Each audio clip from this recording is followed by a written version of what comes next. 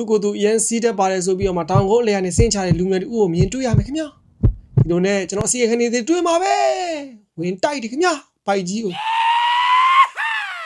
အဲ့လိုပိုက်ကူကြီးကိုတိုးနိုင်ဖို့အတွက်ကျွန်တော်အစောကြီးအိပ်ပါတယ်ခုနိုင်ပါစောကြီးထားပါတယ်ထားပြီးတော့မနေ့မိုးလေးနာနဲ့ပြထင်းပေါက်ကိုလှည့်ကြည့်လိုက်တယ်ပိတ်ပုတ်တဲ့တောင်မထားသေးဘူးဆိုပြီးကျွန်တော်ပြန်အိပ်ပါတယ်စတာပါမဟုတ်ပါဘူးရေချိုးပါမယ်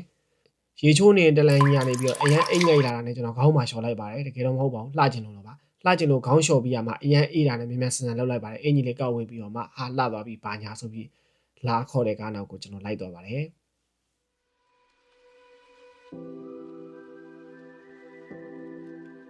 6နှစ်လုံးလုံးအပြင်မသွားခဲ့တဲ့အရာတွေအားလုံးအတိုးချပြီးတော့ကျွန်တော်ရိုက်ပါတယ်ဟိုဘက်လည်းရိုက်တယ်ဒီဘက်လည်းရိုက်တယ်ကျွန်တော်ရိုင်းနာနေပြီးတော့တနားရီလောက်ကားမောင်းပြီးတော့1000နားပါတယ်1000နားတဲ့နေရာမှာကျွန်တော်တို့မနက်စာစားပါတယ်ဒီနေရာကတော့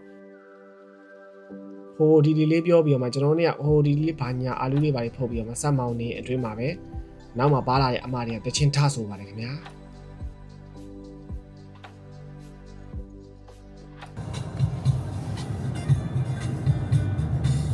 တချင်းဆိုတာအရင်ကောင်းပါတယ်ကျွန်တော်တချင်းဆိုတာအရင်ကောင်းလို့ထီတောင်ရောင်းချင်စိတ်ပေါ်တော့ပါတယ်စတာပါဒါနဲ့ကျွန်တော်စက်မောင်းရင်နာနေပြီနောက်2နာရီလဲကြာလဲကြာကျွန်တော်တို့လိုရာခီးကိုရောက်ပါတော့မယ်ဒါပေမဲ့မဟုတ်ပါဘူးနည်းနည်းလွဲနေပါတယ်ဆက်ပြီးမောင်းပါမယ်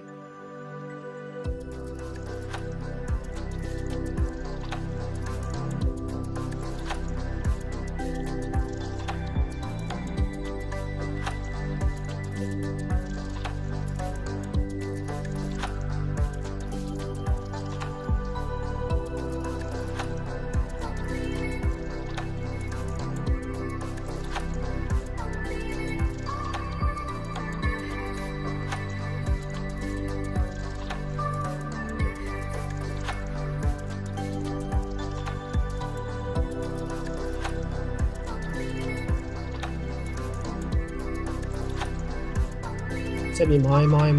နာနေပြီးတော့မှနောက်ထပ်2နာရီလောက်ဆက်မောင်းပြီးတဲ့တကားလာမှာကျွန်တော်တို့လိုရာခရီးကိုရောက်ပါပြီ။သွားချင်တဲ့နေရာကိုရောက်ပြီဆိုတော့ကျွန်တော်သွားချင်တဲ့နေရာကိုအရင်ဆုံးမသွားခင်မှာကျွန်တော်တို့စကားပြောပါတယ်။ပြောဟာဦးကြီးပဲတဲ့ဦးကြီးပဲစီးမာလာတယ်စီးကျင်တယ်စီးကျင်လို့ရှိရင်အရင်ဆုံးထမင်းစားရတယ်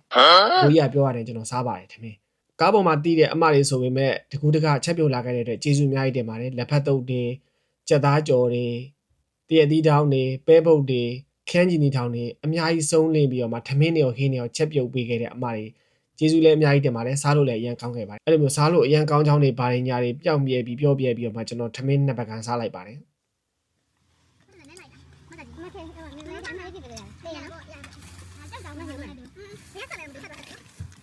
စားဆဲလိုက်ပြီးလည်းပြီးတော့ဘိုက်ချောင်းလို့ကျွန်တော်တို့ဟိုဒီလေးရှောက်ကြည့်ပြီး PK လေးဝိုင်းနာရှောက်ချေလေးကြည့်ပြီးတော့ကျွန်တော်တို့သွားကြမယ်ဟေးဆိုပြီးတော့ကျွန်တော်သွားပါတယ်သွားပြီးတော့မှဆက်သွားခြင်းမှာကျွန်တော်စကိတ်စီးခြင်းနဲ့ဆိုပြီးတော့မှစကိတ်သွားငါပါတယ်စကိတ်သွားငါတဲ့နေရာကတော့ခက်တီတီနဲ့ဟိုင်းပိန်းနဲ့ဝင်သွားတယ်ဆိုပေမဲ့စားတော့ဆိုင်ဖြစ်နေပါတယ်ခင်ဗျာစားတော့ဆိုင်ဖြစ်နေလို့ဟာစားတော့ဆိုင်ဟာဆိုပြီးတော့မှပြန်ထွက်ပါတယ်ရှက်ကိုရှက်ခိုင်းတဲ့နောက်တနေရာထပ်သွားပါတယ်နောက်တနေရာတော့မှန်သွားပါတယ်ဟုတ်ပါတယ်ဘိုးတော်ကြီးနဲ့တိုးပါတယ်ဘိုးတော်ကြီးကျွန်တော်စီးကျင်လို့စကိတ်စီးကျင်လို့ပြောလိုက်တဲ့အချိန်မှာ तू ကစစီမာလာတယ်စစီမယ်ဆိုလို့ရှိရင်တော့စင်မပြေလာဘူးဒါပေမဲ့ကျွန်တော်ငှားပါဆိုကျွန်တော်တောင်းမှန်နဲ့ပြောလိုက်ပါတယ်ဒါပေမဲ့ရပါတယ်ငါမှဘာစီမာတော့နေကျွန်တော်မသိဘူးလို့ပေးချင်တာပေးဆိုတခုခုထုတ်ပေးပါတယ်ကျွန်တော်ဒါပေမဲ့ तू ကတော့အားပေးပါတယ်စီချင်းတန်းလဲမှာနော်ဒါနဲ့ကျွန်တော်မစီးတော့ဆိုပြန်ချွတ်ပါတယ်ပြန်ပေးလိုက်ပါတယ်ဒါပေမဲ့စတာပါစီးကြည့်မယ်ဆိုပြီးကျွန်တော်စီးလိုက်ပါတယ်စီးတဲ့နေရာမှာငှားတာတော့1800ပဲကြာပါတယ်လက်အိတ်က900နဲ့2300ပဲကြာပါတယ်ဈေးတော့ချိုးပါတယ်ဒါနဲ့ကျွန်တော်တက်သွားပါတယ်၄ဘက်ကုန်ပြီးတော့မှဘိုးတော်ကြီးပြောတာမယုံလို့ကျွန်တော်စပြီးတော့မှစီးကြည့်ပါတယ်စီးကြည့်တဲ့အတွင်းမှာပဲတန်းလဲတယ်ခင်ဗျာဆက်လဲတယ်ဒါပေမဲ့မယုံဘူး၄ဘက်ထက်ကုန်ထက်လဲတယ်မယုံလို့ထက်စီးတယ်ထက်လဲတယ်အမြင်ကြီးကနေစင်းချလာတယ်ထက်လဲတယ်ခင်ဗျာပြီးတော့ကျွန်တော်မစီးရတော့အကိုကိုပေးလိုက်ပါတယ်ပြီးတော့ကျွန်တော်နည်းနည်းပါးပါမစီးရတော့ဘူးကျွန်တော်တို့ပြန်မယ်ဘာညာစိုးပြီးတော့မှပြော့ပြီးတော့မင်္ဂလာပါတောသားတွေဆိုပြီးတော့မှဘေးရလူတွေအားလုံးနှုတ်ဆက်ပြီးတော့မှကျွန်တော်ပြန်ခဲ့လိုက်ပါတယ်